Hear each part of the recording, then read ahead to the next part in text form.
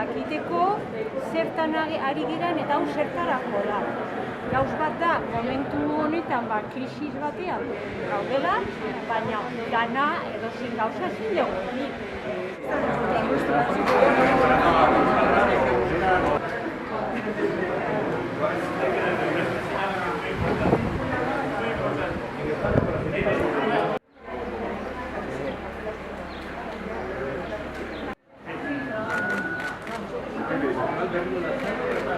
Va a ser indignado. Va a ser indignado.